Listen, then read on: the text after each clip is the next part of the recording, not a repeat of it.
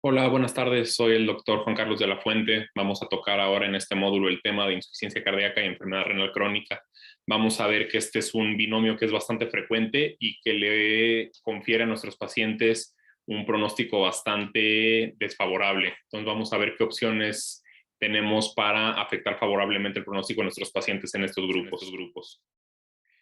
Y bueno, como les decía, es bastante frecuente. Hasta el 50% de los pacientes con insuficiencia cardíaca, sin importar su fracción de expulsión, cumplen con criterios de enfermedad renal crónica en distintos grados. Y esto es importante porque la enfermedad renal crónica se asocia a una duplicación del riesgo de mortalidad en comparación con los pacientes con tasas de filtrado glomerular por encima de 60. Y de hecho, la tasa de filtrado glomerular es un predictor de mortalidad muchísimo más potente que la fracción de expulsión del ventrículo izquierdo. Asimismo, los episodios de lesión renal aguda y el empeoramiento de la función renal en el transcurso de la evolución de la historia del paciente se asocian a incrementos en la mortalidad y peor pronóstico.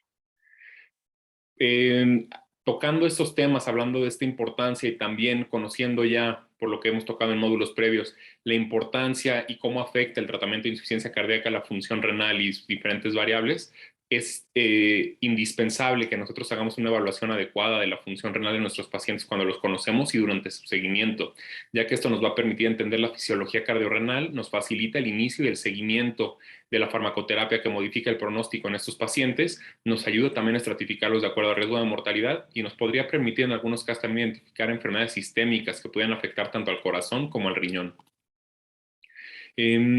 Antes existía la idea de que la mayor parte o el mayor culpable de la afección de la función renal en la insuficiencia cardíaca era el pobre gasto anterógrado, que no se estaban perfundiendo suficiente los riñones y por eso empezaba a haber un deterioro de la función renal. Ahora ya sabemos que sí existen escenarios en los cuales este puede ser el caso, particularmente casos de choque cardiogénico, insuficiencia cardíaca avanzada, que tiene datos ya de hipoperfusión generalizada, datos de bajo gasto anterógrado. Sin embargo, y ahora lo vamos a tocar también, conocemos ya mucho la importancia de la congestión venosa sistémica y la hipertensión venosa y su efecto sobre la función renal. Entonces, en esta diapositiva les pongo los efectos de la reducción del gasto cardíaco en la función renal. Particularmente nos genera un deterioro de la función renal por un deterioro de la función de depuración del riñón. Este bajo gasto en el riñón es detectado mediante el aparato yuxtaglomerular que genera la producción de renina para aumentar esa presión intraglomerular, genera una vasoconstricción de la arteriola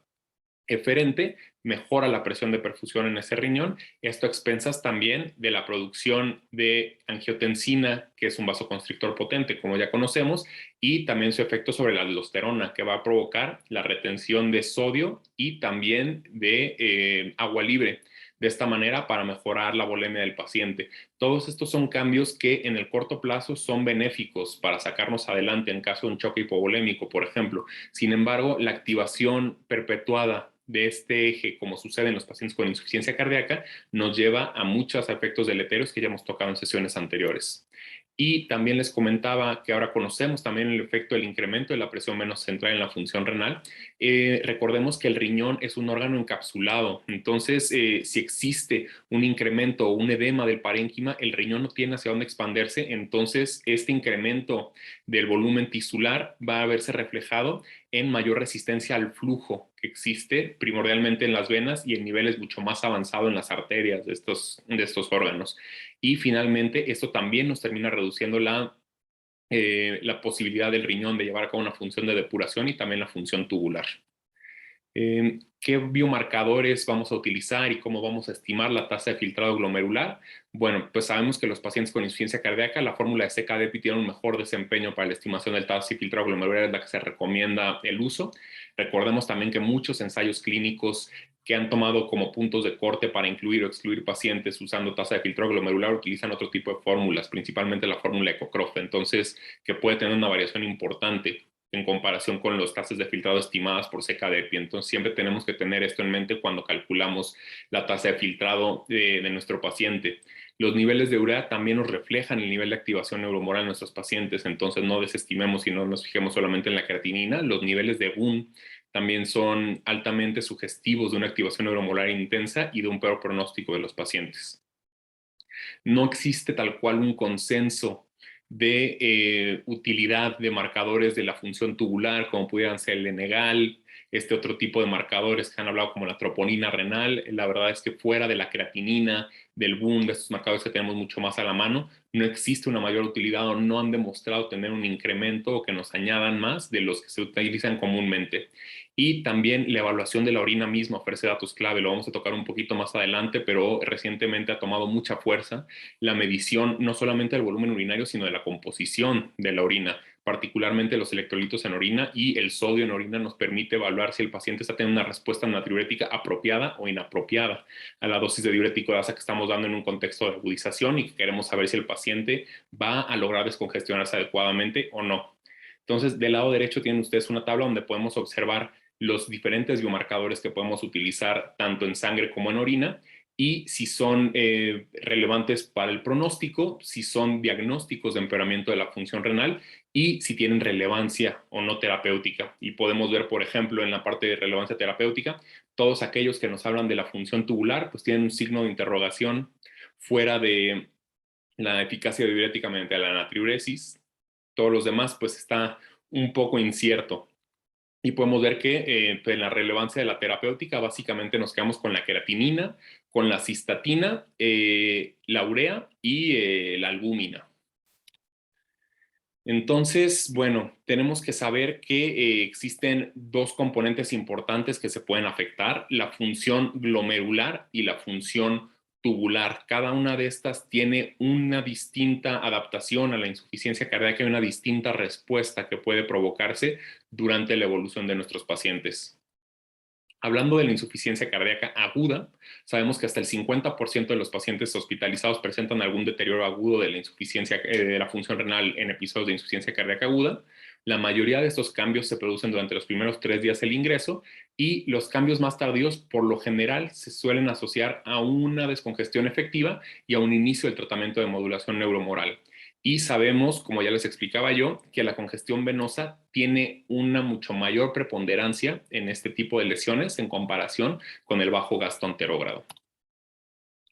Podemos observar también aquí en este esquema que propone la Sociedad Europea de Cardiología cómo evaluar a nuestros pacientes con insuficiencia cardíaca aguda y empeoramiento de la función renal. Debemos siempre evaluar este tema o este término que se ha acuñado recientemente del pseudoempeoramiento renal. No es infrecuente que los pacientes cuando tienen insuficiencia cardíaca, como ya veíamos hasta la mitad, cuando ingresan tengan deterioro de la función renal. Sin embargo, para mucha gente esto les detiene o los lleva a indicar dosis infraóptimas de lo que pudiera ser el tratamiento con diurético y de iniciar el tratamiento de modulación neuromoral o una vez que el paciente está suficientemente descongestionado y se inicia en tratamiento como IECAS, ARAS o ARNIS, como inhibidores de la SGLT2, como inhibidores del receptor de aldosterona, el paciente, sabemos ya por los efectos hemodinámicos intrarrenales que tienen estos fármacos, van a provocar un cierto grado de deterioro de la función renal. Sin embargo, si este deterioro, y lo digo deterioro entre comillas, se produce en el contexto de una descongestión efectiva y de una buena evolución clínica, debemos entenderlo como un pseudoempeoramiento.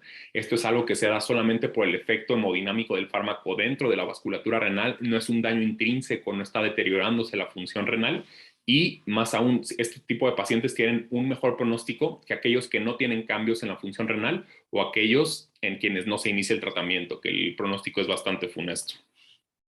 Ahora hablando de la insuficiencia cardíaca crónica y la función renal, ambas patologías comparten múltiples factores de riesgo, como ya lo sabemos, la hipertensión arterial, la cardiopatía isquémica, la diabetes, el género, la edad.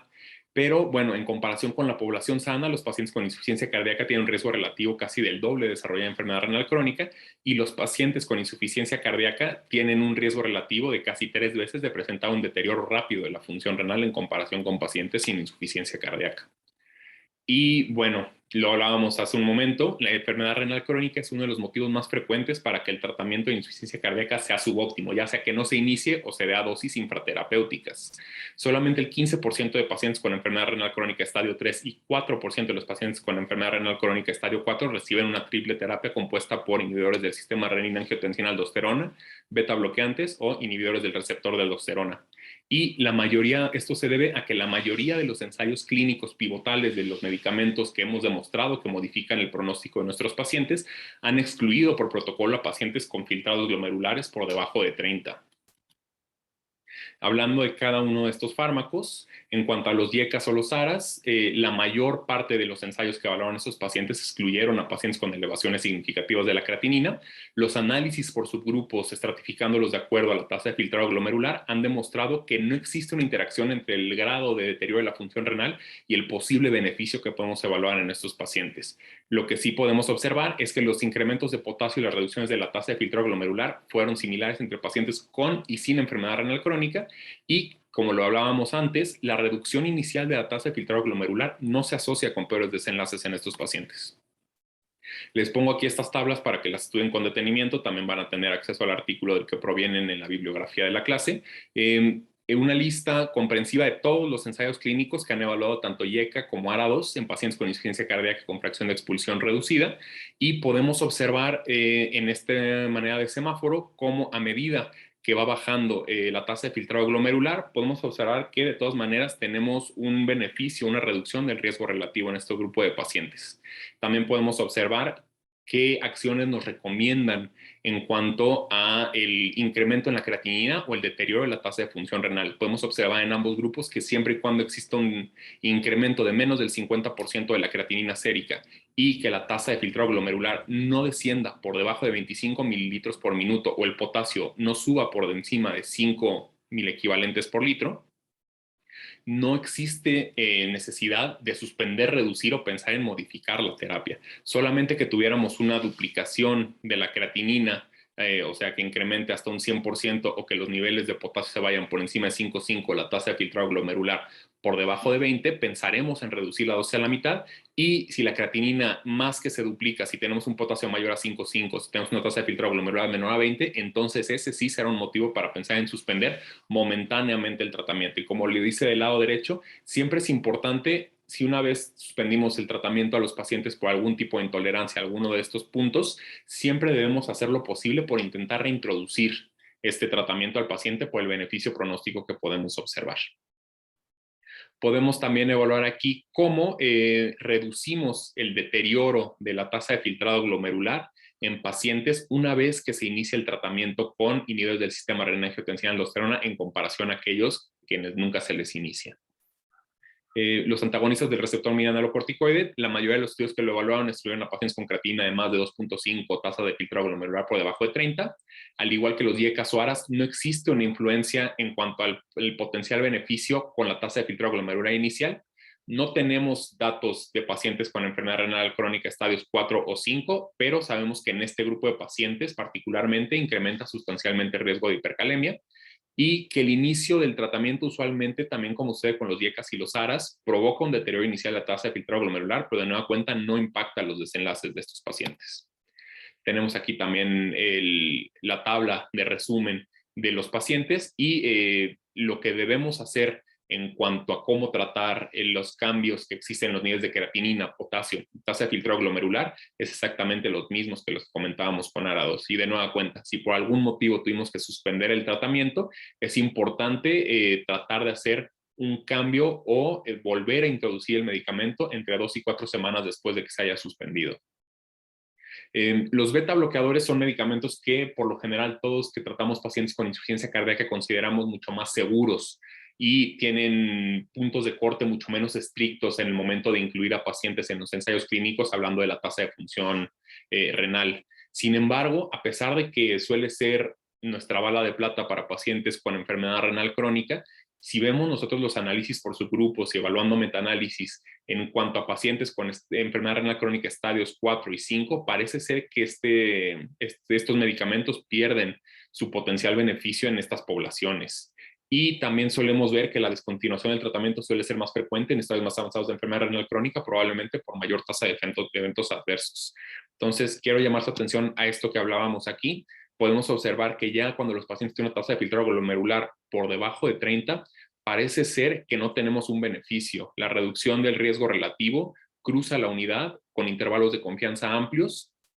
y, bueno, hemos visto que son seguros de usar, pero el beneficio está un poco en entredicho. Si el paciente desarrolla un incremento de la creatinina, una reducción de la tasa de filtrado glomerular asociada al inicio de los beta bloqueadores, esto debería ser un motivo de preocupación porque los beta bloqueadores no tienen influencia sobre la vasculatura renal, entonces debemos pensar en que está sucediendo algo adicional que nos está empeorando aún más la función renal, probablemente como consecuencia bajo gasto, en algunos casos inducido por el beta bloqueante, y deberemos reconsiderar a nuestro paciente si es buen candidato o no para este medicamento. Hablando ahora exclusivamente de los ARNIs, sacubitril o valsartán, el estudio PARADIGM excluyó a pacientes con enfermedad renal crónica estadios 4 y 5, aunque podemos observar que en pacientes con enfermedad renal crónica tuvo menos suspensión de tratamiento en comparación con enalapril. El beneficio también fue independiente de la tasa de función renal basal y también reduce la progresión del deterioro del filtrado glomerular comparado con el enalapril. Entonces podemos observar aquí los estudios PARADIGM y PIONEER. Y de nueva cuenta, no tenemos datos con pacientes que tienen tasa de filtrado glomerular por debajo de 30 y el actuar sobre los cambios en la creatinina, potasio y tasa de filtrado glomerular es igual a los otros que hablábamos de los ARA, los IECA y los antagonistas de aldosterona. Ahora, los ISGLT2, que son los medicamentos más nuevos de este grupo de fármacos que modifican el pronóstico de los pacientes, llevan a puntos de corte todavía más bajos. Por ejemplo, en el Emperor Reduced se llevaron a tasas de filtrado glomerular por debajo de 20. El resto de los ISGLT2 han puesto puntos de corte de 30. Podemos observar también beneficio en todos los subgrupos sin importar la tasa de filtrado glomerular inicial, la seguridad en los desenlaces renales y un deterioro del empeoramiento de la pendiente de la pérdida de tasa de filtrado glomerular en comparación con placebo, y el inicio del tratamiento también suele provocar una caída de la tasa de filtrado glomerular, pero de nueva cuenta no repercute en desenlaces, no debe ser un motivo para que nosotros modifiquemos o suspendamos el tratamiento. Entonces podemos observar aquí los datos del DAPA-HF, Emperor Reduced y Soloist con sotaglifosina, y podemos observar que los pacientes que hasta estadios de enfermedad renal crónica CADIO 4 tienen una reducción del riesgo relativo de hasta 32%. Entonces debemos considerar estos fármacos, han demostrado ser seguros en pacientes que están ya predialíticos o que están con terapia obstructiva renal. No tenemos datos aún de su uso, si es seguro o no, y fuera de eso si es benéfico o no. Sin embargo, hemos observado que tienen una variedad de efectos benéficos, no solamente a nivel cardiovascular, también protegen al riñón, enlentecen el deterioro de la enfermedad renal crónica. Y son un medicamento fácil de utilizar, no tienen necesidad de titulación, es una dosis única que se utiliza con cualquiera de estos 3 medicamentos. Entonces debemos considerar su uso de manera precoz. Les pongo aquí un resumen gráfico de cómo podemos observar el efecto de los medicamentos que mejoran la mortalidad, que mejoran la hospitalización, que mejoran la muerte cardiovascular y el peso o el grado de evidencia que existe de acuerdo a cómo vamos escalando el deterioro de la función renal y cómo va incrementando el riesgo de que estos desenlaces ocurran en los pacientes. Y bueno, pues quiero que vean que no tenemos absolutamente nada de datos en pacientes con enfermedad renal crónica estadio 5, en pacientes con enfermedades con necesidad de terapia obstructiva renal. Algunos fármacos que han evaluado en estadios 4, hay algunos datos con algunos diecas, hablábamos ya también de la empaglifosina, se estudió también el omecamtiv mecarbil que no comenté ahora, también vericiguat en el estudio Victoria, se incluyó pacientes que tenían tasas de filtrado glomerular por debajo de 20 mililitros, y en los estudios de dioxina no existían puntos de corte específico de acuerdo a la tasa de filtrado glomerular. Pero todo lo demás tenemos que hay evidencia pues pobre, y son grupos que están poco estudiados, que deberían estudiarse más por el riesgo de desenlaces adversos que existe en esta población. También podemos observar aquí la recomendación y este semáforo de nueva cuenta de cómo titular, cómo iniciar el tratamiento de acuerdo a la tasa de función renal, el efecto esperado que podemos tener sobre la tasa de filtrado glomerular una vez iniciado, el impacto en la progresión de esta pendiente de filtrado glomerular en la evolución del paciente, y finalmente el efecto en pacientes con enfermedad renal crónica. Podemos observar aquí que contraindicados en pacientes con tasas de filtrado glomerular por debajo de 30, los ARA, los ARNI, por cómo se incluyeron en el estudio, algunos ISGLT2, ya hablábamos de la EMPA por debajo de 20, pero los demás medicamentos son seguros de dar. Sin embargo, bueno, existe algo de datos, pudiera ser de los IECA y de los ARA2 en diálisis, pero la evidencia es pobre. ¿Qué hacer entonces con estos pacientes que tienen alteración de la tasa de filtrado glomerular y el tratamiento? Podemos observar aquí que nos estratifican a los pacientes de acuerdo a la tasa de filtrado glomerular. Cuando los pacientes tienen por encima de 60, debemos iniciar la cuádruple terapia de manera temprana, titular al paciente temprano y llevarlo a las dosis óptimas. Si las tasas de filtrado glomerular están en 30 y 60, son paciente con enfermedad renal crónica estadio 3, iniciaremos una triple terapia a base de beta bloqueantes, SGLT2 y ARNI, y si el paciente nos tolera por tensión arterial sistólica, por tasa de filtrado glomerular y por potasio, consideraremos en un segundo paso, podemos observar más o menos a la semana de iniciado lo previo, reintroducir un antagonista de aldosterona y ya una vez con la cuádruple terapia, iniciar la titulación para intentar llevar a nuestros pacientes a las dosis que sugieren los ensayos clínicos. Si el paciente es un paciente que está con enfermedad renal crónica estadio 4, iniciaremos una triple terapia, esto con dosis muy bajas de todos los medicamentos. No usaremos ARNI, usaremos IECA, por lo que ya comentábamos del estudio Paradigm. Y bueno, obviaremos en este grupo de pacientes por la posible generación de hipercalemia significativa, el uso de antagonistas de aldosterona. Y finalmente, si el paciente tiene menos de 15 de tasa de filtrado glomerular, se sugiere inicio de monoterapia, ya sea de beta bloqueantes, considerando inicio de hidralazina con nitratos, si lo toleran, o IECAS a dosis muy bajas. Y siempre tratando de titular el medicamento a manera que el paciente lo tolere. ¿Qué experiencias hay en la vida real? Este registro de pacientes en Suecia nos demuestra que solo el 68% de los pacientes con tasa de filtrado glomerular por debajo de 30 reciben algún tipo de inhibidor del sistema renina-angiotensina-aldosterona. Solamente el 24% de pacientes con tasa de filtrado glomerular por debajo de 30 reciben tratamiento con antagonista mineralocorticoide, y la prescripción de beta bloqueantes no fue influenciada por la tasa de filtrado glomerular.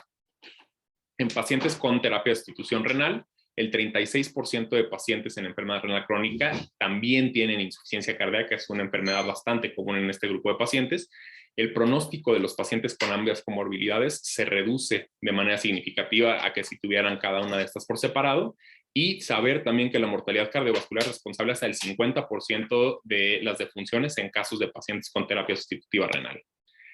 Recientemente se publicó en el Journal of Cardiac Failure este enfoque o este abordaje de pacientes con insuficiencia cardíaca en diálisis, y podemos observar que prácticamente el único que se recomienda o el único que tiene algún tipo de palomita o signo positivo son los beta bloqueantes, ya que en este grupo de pacientes se ha observado que me causa un poco de conflicto con el dato que habíamos presentado previamente de los pacientes con enfermedad renal crónica estadio 4 y 5. Aquí aparentemente en lo que se ha estudiado sí presenta una reducción de la mortalidad de todas las causas y la mortalidad cardiovascular, reducen las hospitalizaciones y no tienen efectos adversos significativos. Mientras que el resto de grupos de medicamentos, los IECA, los ARA y los ARNI, los antagonistas de aldosterona, los ISGLT2,